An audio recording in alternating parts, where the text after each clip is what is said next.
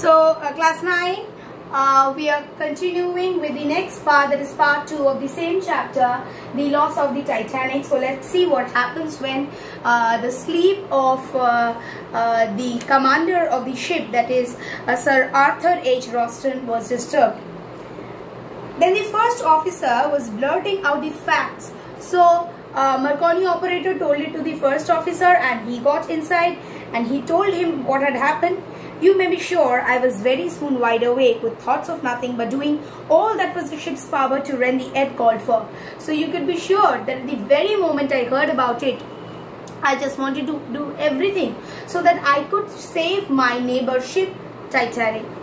So incredible is in the news that having at once given order to turn the ship, we were bound from New York to Gibraltar and other Mediterranean ports. Although we were, we were returning, but having given the news, we thought to bound our ways to that path, New York to Gibraltar and other Mediterranean ports. While the Titanic was passing us westward bound 60 miles to our northward, we were in a different way, and Titanic was passing through us 60 miles to our north. I got hold of the Marconi operator. I just spoke to him and assured myself there could have been no mistake, and I assured myself that I hope there is no mistake, because it is very difficult to think Titanic in that way. Are you sure it is the Titanic that requires immediate assistance? I asked him.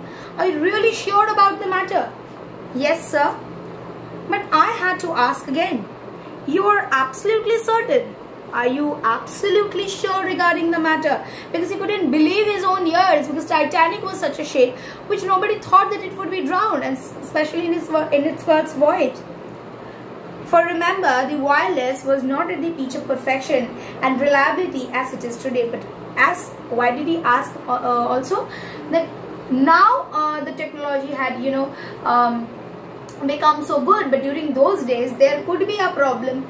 Okay, there could be lack of perfection.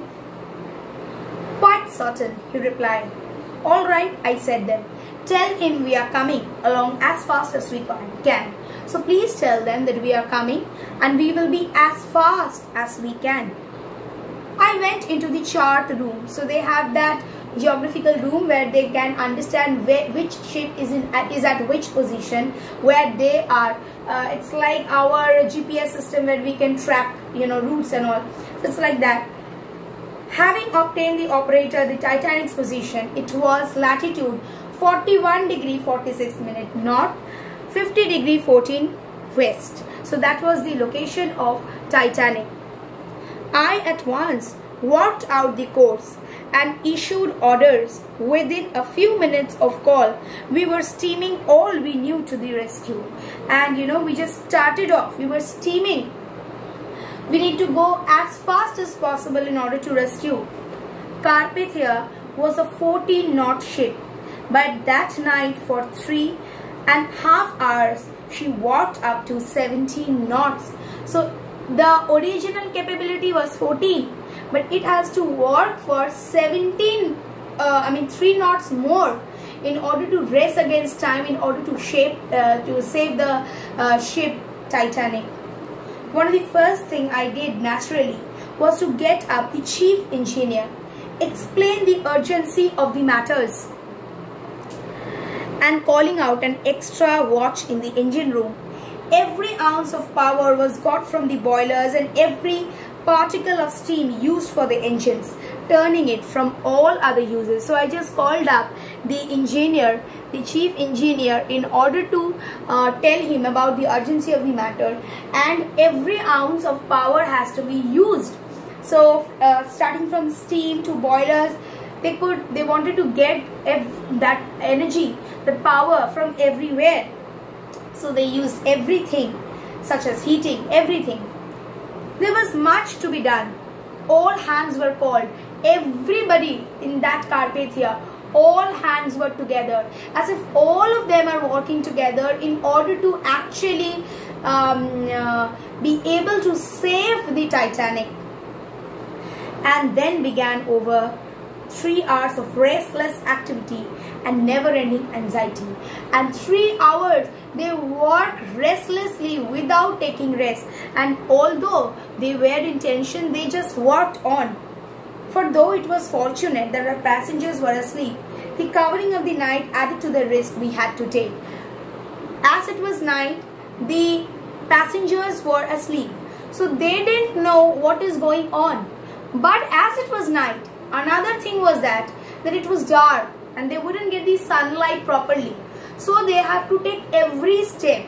See one thing, suppose there is a place where the word danger is written. You already know a person had passed through that place, that passage, and had an accident. Now it is your turn. You have to pass it. Will you not be, is it not a risk that you're going to take? Because you very well know it's a dangerous place where one person had already met with an accident and you are also following the same path. So they have to follow that same path the Titanic had taken to save the Titanic. And in order to do so, they have to follow the same passage, that risky passage. And although Titanic being such a mammoth ship, if it can be, drowned, it can struck ice, and if something can happen to him, if something can happen to it, then Carpathia was just a 14-knot ship. How could it take that kind of a trouble? It was very difficult. Racing through the dark towards we knew not what danger from bergs, standing on the bridge with everyone keeping a bright lookout, I was fully cautious of the danger my own ship and passengers were sharing. So I was very sure of the dangers that my own ship and my own passengers, they were sharing. I may say now that the spring of that year was phenomenal in regard to ice. The Titanic, so there was a climatic change. The Titanic was on a right course. It was going correctly. A course where it is true, one at times may see ice. So there could be ice where it was taking, the route it was taking. But the night was so exceptional as to be unique in anyone's memory. But the night was exceptional. The reason was that the 2 summers before the season had been usually warm. And so what had happened, the glaciers, they have melted and they had, flown to the sea. And that is the reason there were too much ice everywhere. The islands of ice had broken adrift, broken adrift south, adrift from their polar continent, drifting south. It took 2 years of these giant remnants to work their way so far south, and we were to be amazed when daylight broke to find on every hand berg and floe stretching as far as the eyes could see. So as the daylight had come, we were amazed to see that wherever our eyes could reach, we could see only icebergs. So in my next part, I shall continue with the next portion of the same text, the loss of the Titanic. Thank you.